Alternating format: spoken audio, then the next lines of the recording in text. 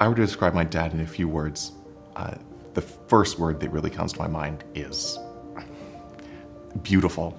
Is really the first word, and I mean that in such a kind of complete way, or a comprehensive way. The image I have of my dad, for example, is smiling, right? Like curious, looking, engaging, analyzing, and just finding that whole thing fun.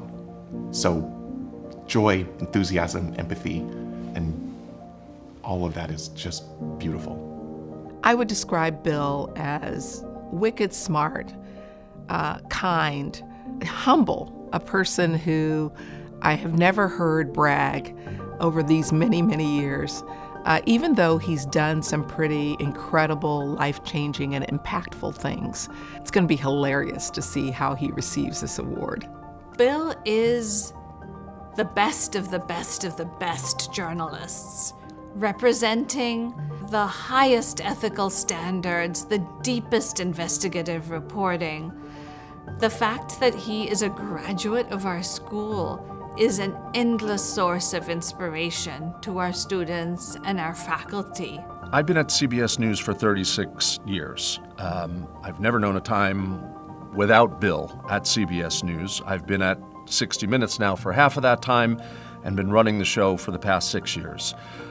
I can tell you that Bill Whitaker is as important to 60 Minutes as Mike Wallace, Leslie Stahl, Ed Bradley, Morley Safer, Scott Pelley, as anybody has ever been. Bill has really hit his stride as a 60 Minutes correspondent, but it's the culmination of a brilliant career.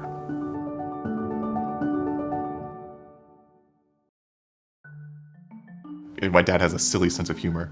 I was 8 at the time. My dad did a story about SpongeBob SquarePants. He goes to the Nickelodeon studios in Burbank, California, interviewed the voice actors, interviewed the writers and the cast. He comes back, he's enthusiastic. He was like, these guys are great. They are having a fantastic time producing this show. And I've never seen it before, but I'm about to. So we start watching SpongeBob SquarePants as a family. My dad's in his 50s at that point? Something like that. He's a 50-year-old man with his kids watching SpongeBob SquarePants, and he's the one that introduced it to us. And to this day, certain jokes from that show are still a part of our family lexicon. Bill and I met when I was a gopher. I was an intern at KQED, and Bill was a producer. I was working with real icons. Belva Davis there, who was the anchor on the nightly news program that Bill and I worked on. Bill was there. His then girlfriend, now wife, Terry, was there. And, these were 3 very strong African-American people whose work was impressive and who had a big impact on me at a pretty critical time in my life. I would say the greatest mentor I had at the time, although he would never have called himself that, was Bill Whitaker. So I got to know Bill when I became dean of the journalism school. I was calling up all the members of our advisory board. What I did when I reached out to him was ask him if he would be my partner in creating a scholarship program giving full scholarships to first-generation college students. Bill immediately understood why this was important, and despite his crazy busy schedule, agreed to make a video that I could use to reach out to others to support the program. And not only did he do that, and that's all I asked, but he actually became one of the very first donors to this program. Growing up, my dad was traveling a lot, all over the world.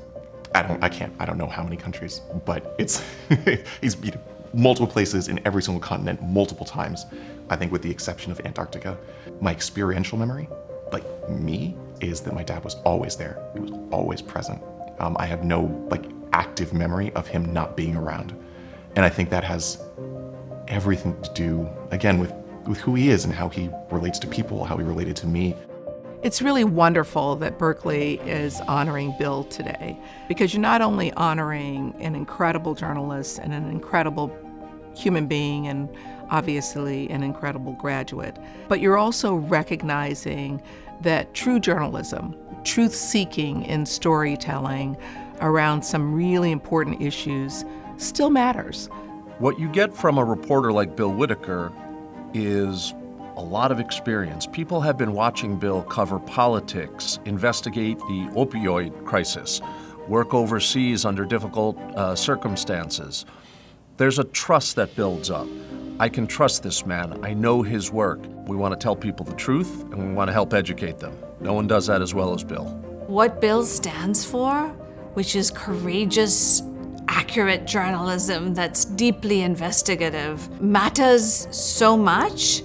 It also represents Berkeley's values of free speech, of integrity, of a fundamental commitment to speaking up and speaking the truth. And so I think there could not be a more important moment for Bill Whitaker and journalism to be recognized than right now, today, when our entire profession and when, in fact, democracy is so under threat.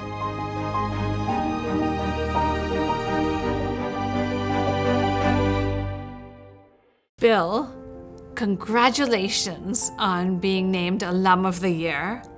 I so appreciate what you've done. I so know all that you've done to support us, and it gives me such joy to see the entire campus and campus leadership recognize you and honor you in this way. Congratulations, Whitaker. I owe you a martini. You're a person who gets way too few kudos for the incredible impact you've had, not just on many of our lives individually and personally, but more broadly in the stories you tell and in the way that you tell them, and in the kindness that and the humanity that you show in everything that you do. It's not that I had a choice, but I am so thrilled to be your son and to know you as Bill Whitaker, and to know you as Dad. It's such a wonderful element of my own life, and I can only imagine what your life experience has been in its fullness. So, congratulations to you on this award, and I love you.